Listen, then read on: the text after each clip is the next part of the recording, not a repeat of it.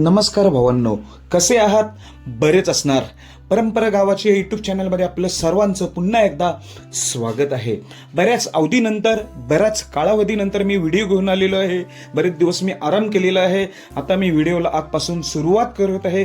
तर व्हिडिओची सुरुवात कोणापासून? बेलगडा क्षेत्रातील देव वृत्सम द्वादशम हिंदकेसरी बकासूरपासून. बकासूरची अपडेट घेऊन आलेलो आहे. बकासूर आता नक्की कोणत्या मैदानामध्ये आपल्याला पळताना दिसेल, तसेच बकासूरच्या दावणीतील वादळ महाराज यांच्याबद्दल देखील अपडेट देणार आहे. व्हिडिओ शेवटपर्यंत बघा. तर भावांनो, बरेच दिवस व्हिडिओ टाकत नव्हतो, पण आज तुमच्या प्रेमापोटी मी आज पुन्हा एकदा व्हिडिओला सुरुवात करतो, आपला चॅनल सुरू करतोय.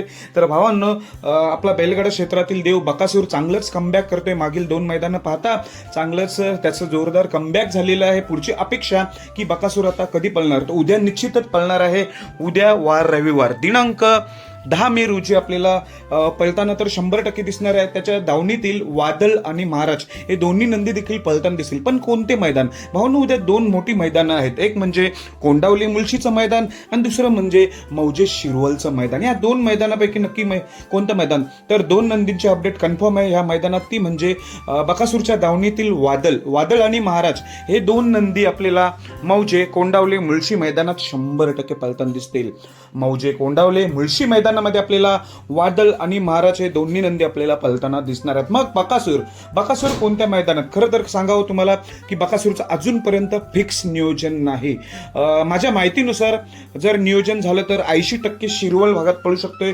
शिरवळ मैदानामध्ये जर नियोजन तिकडे नक्की नाही झालं तर मुळशीला देखील असू शकतो, पण जास्त शक्यता मौजे शिरवळमध्ये पळण्याची दाट शक्यता आहे आपला बकासूर. खरं तर त्यांच्या कुटुंबामध्ये एक घरगुती लग्न आहे, त्यामुळे बिझी असतील, तरी पण त्यांनी उद्याचं नियोजन केलेलं आहे.